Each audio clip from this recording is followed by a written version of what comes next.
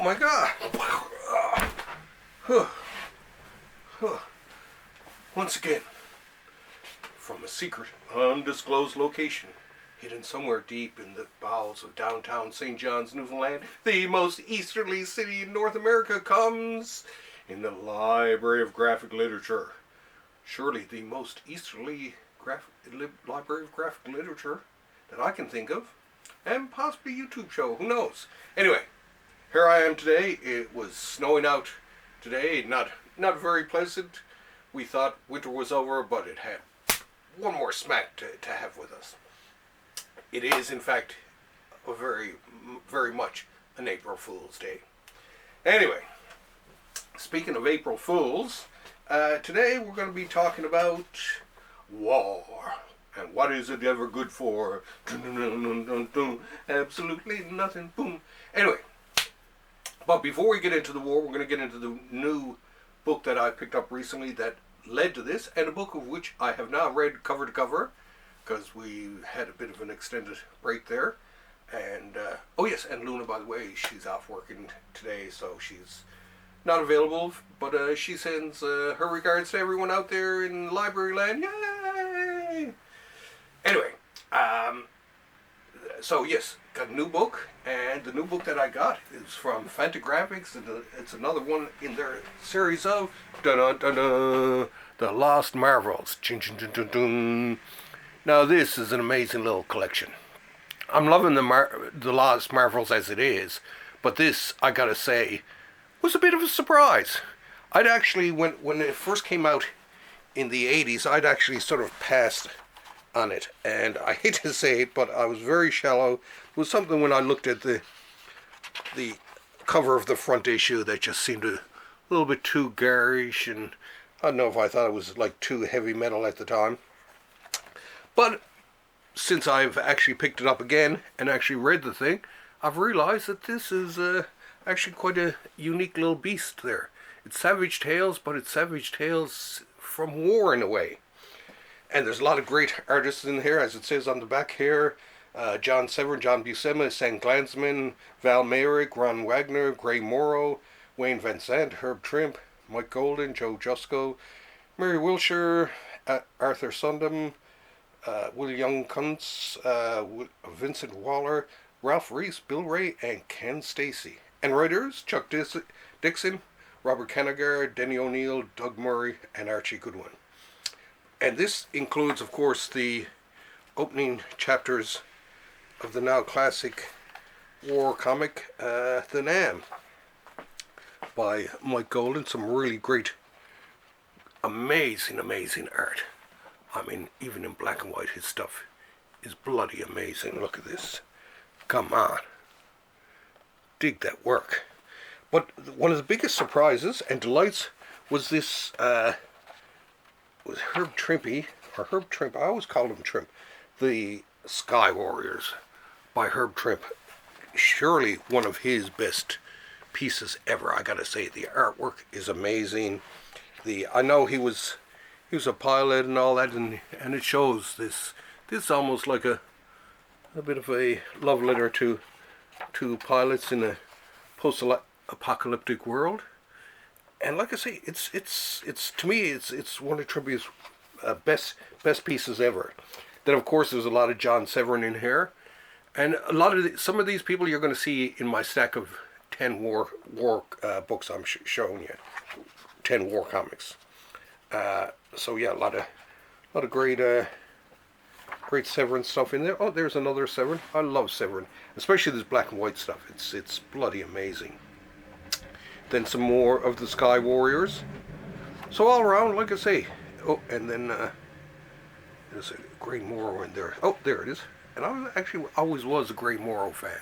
I don't know how many of you are out there, but he's oh, and there we go, more of that great John Severin stuff. So yeah, when I started to read it, oh, Marv Wolfman, Armando Gil. So yeah, there's a few continuing things, and then they had sort of a mixture of different stuff. But definitely a collection definitely worth. I mean, look at this John Severin artwork, man. Come on. Ain't that the best? So, Anyway, that being said, I would say I'd give this out of 10, I would give this at least an 8. An 8 out of 10. Great collection. Sort of a neat little look into the 80s mindset. Oh, and by Wayne Van Sant, who took over from Mike Golden for the NAMM later on.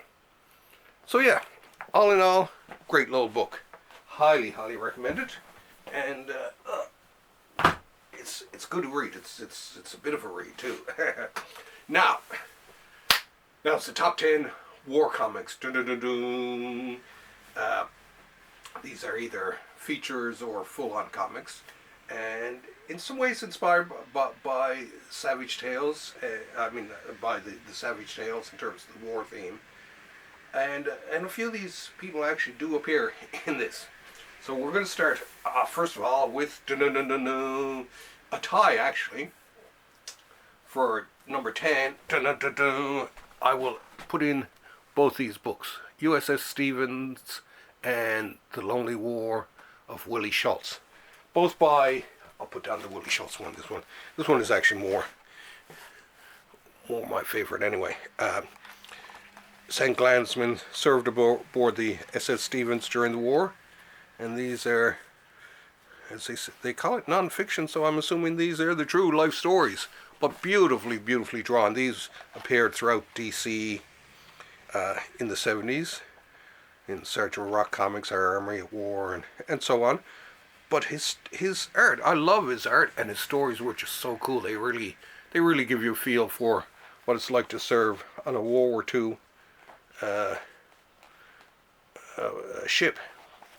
Definitely worth picking up.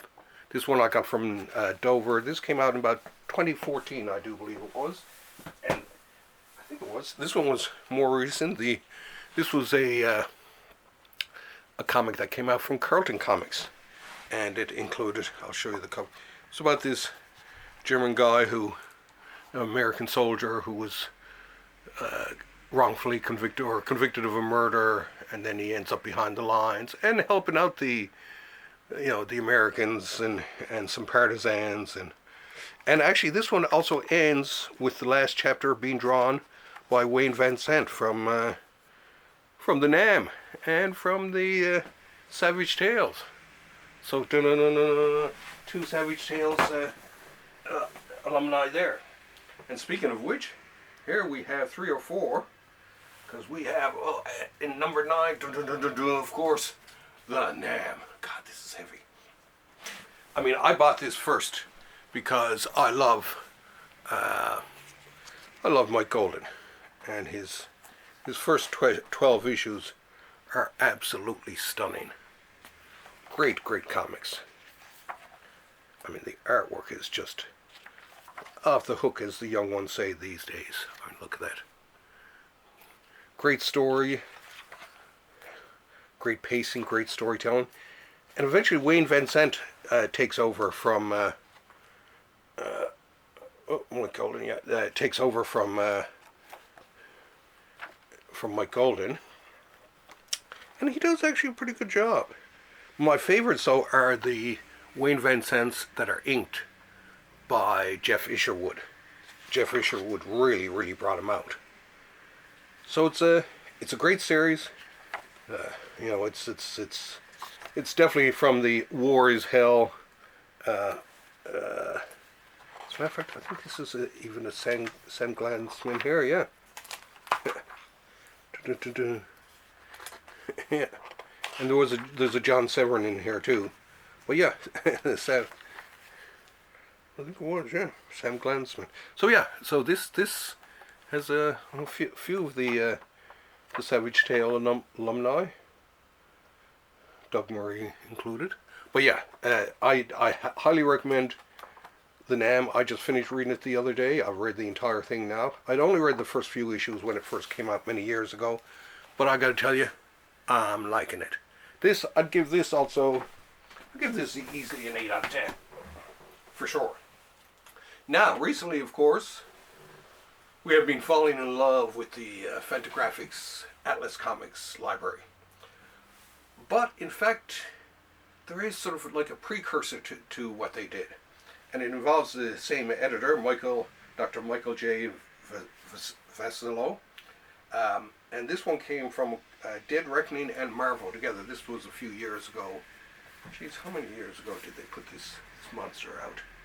Dun, dun, dun, dun, dun, dun. They put this out 2020, so 6 years ago this came out. And this is a collection of course, war stories from Atlas at War. So it has everyone from, I mean, Kirby, Russ Heath, John Severin, Bernie Creason, Joe Manley, Jerry Robinson, Steve Ditko. Bloody amazing. It's a who's who and some great stories in here. This is what I like about this collection in particular. Bloody great stories. The art, of course, amazing. Every step of the way, the art is absolutely fantastic. I mean, look at this. Don't tell me you're not loving this. And of course, the Kirby stuff actually is towards the end. But yeah, just a great war collection. If you're into war comics, which I kind of like. Oh, there we go. Oh no, that's the Ditko. But yeah, I always kind of liked war comics when I was growing up. Not a huge war comics fan like some people, but still I liked it.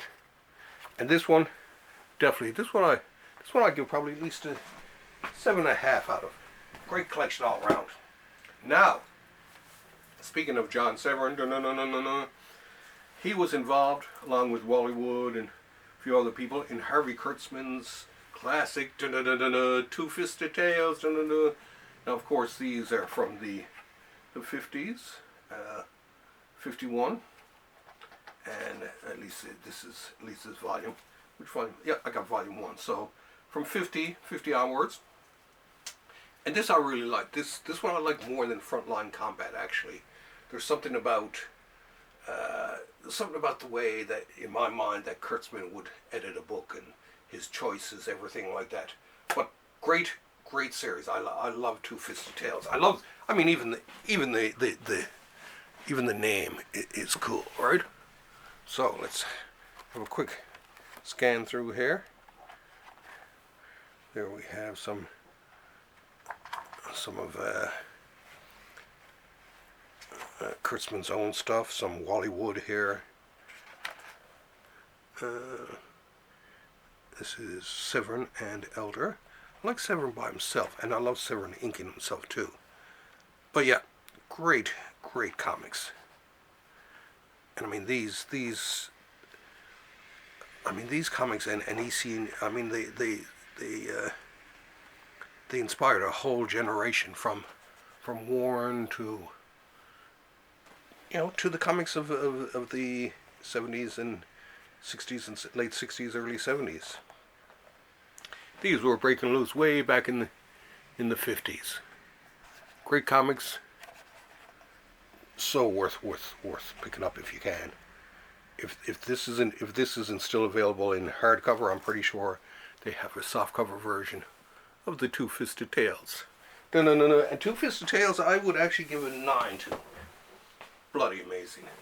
Now, I was talking earlier about the Atlas Comic Library from Fantagraphics, and of course they put out a War Stories collection. And this basically is the run of the first 8 issues of Marvel/Atlas's War Comics. And they include such artists as Gene Colan again, Russ Heath, there's Russ again, Joe Manley, there again, Dave Berg from soon to be of Mad fame, Alan Bellman, Mike Sikowski, and a lot of others. I do believe there's even a Gene Colan story or two in this. Yep. So worth reading. Once again, like I say, Fantagraphics, besides putting out great comics and all that, they have great essays, lead-ins to the whole thing. Look at that. Love that cover. But once again, an all-star selection of people.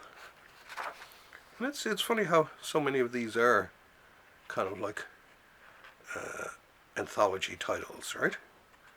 But then again, that's the thing with war comics. You can kill off all the characters you want, like it is in real war, and keep on continuing.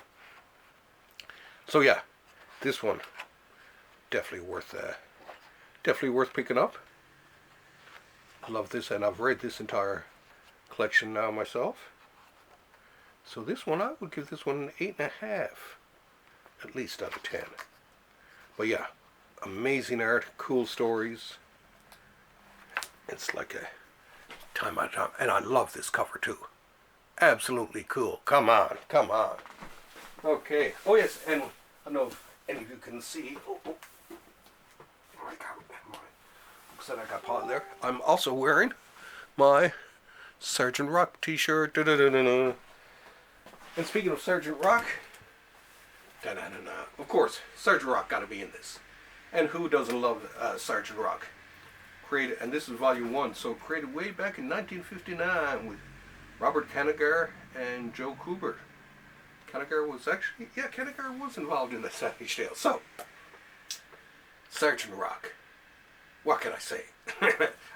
He starts off in GI combat, and then he moves over to our Army at War, which is more or less where he was all those years, because a lot of people, when they see it, they think, oh, there's a Sergeant Rock comic and all that. But really, for years, it was our Army at War, and then our Army at War, featuring Sergeant Rock, and then in little letters, our Army at War, and Sergeant Rock. The Sarge took over altogether.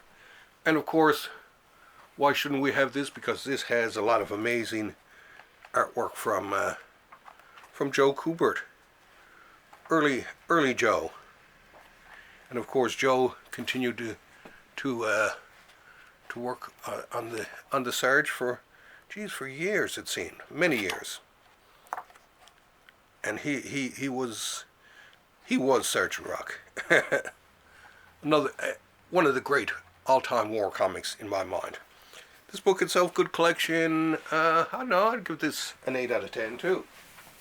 Now, this collection here, I brought this collection up, DC Comics Goes to War. Not because of the collection itself, but I brought this up because I don't have, except for this comic, I don't have any, here we go, any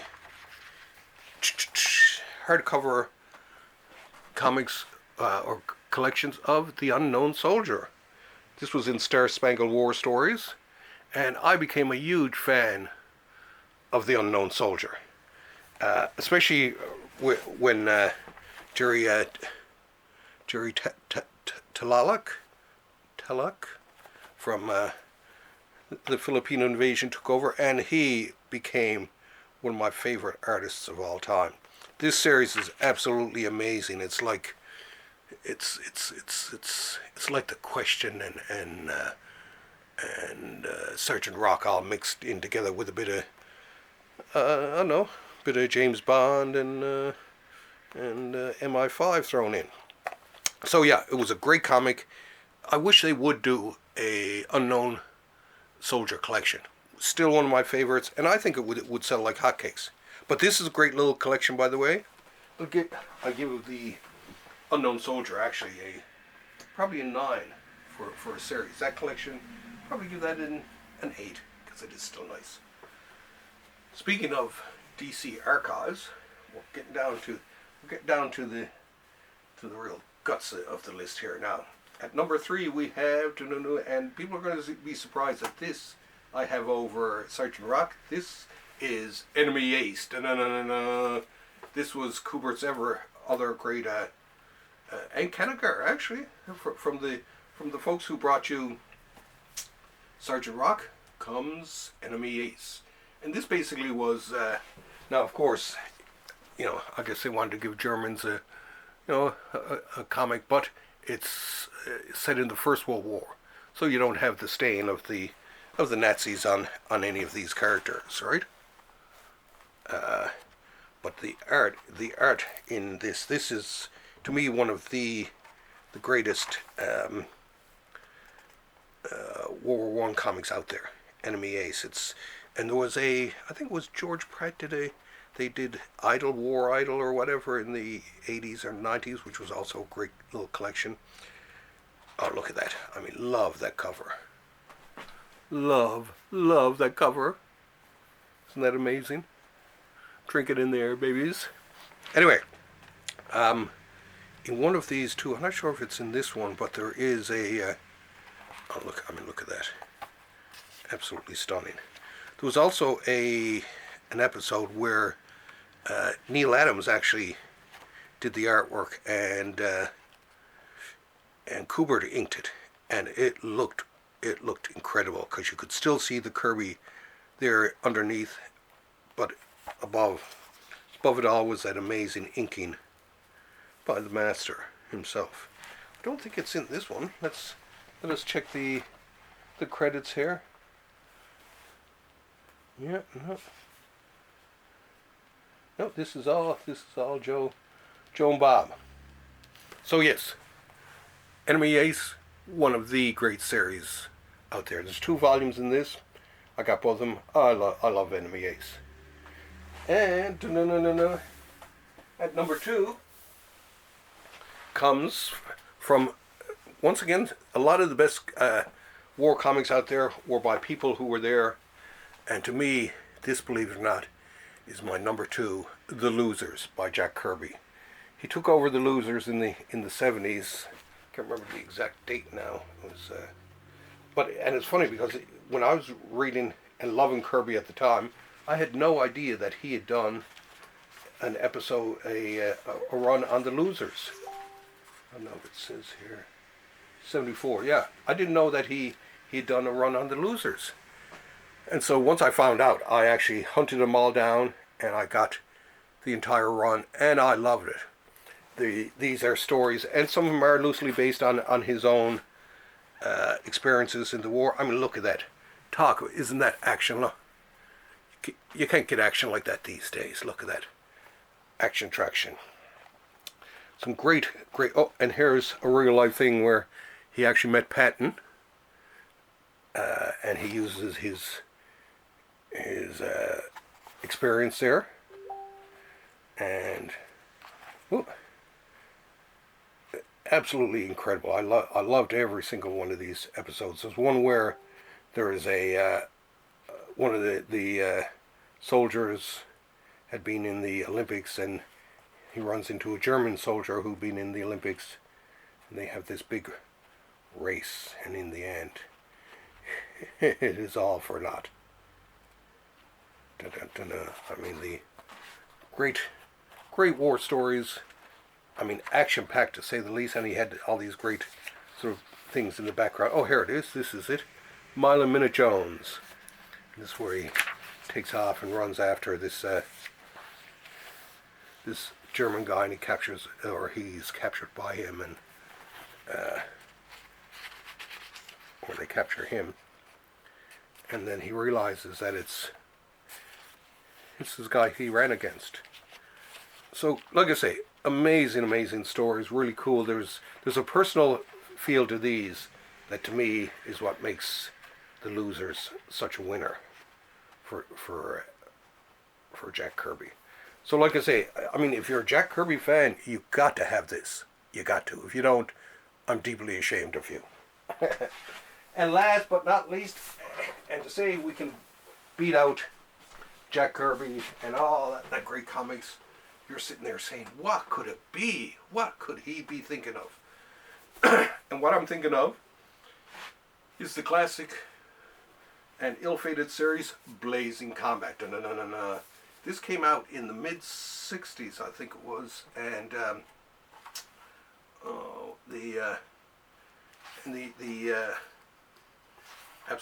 I mean, people in it from Angela Torres, Joe Lando, George Evans, Gray Morrow, Reed Crandall, Blaisdell, Severin, another. Once again, see the Savage Tales reaching through all these.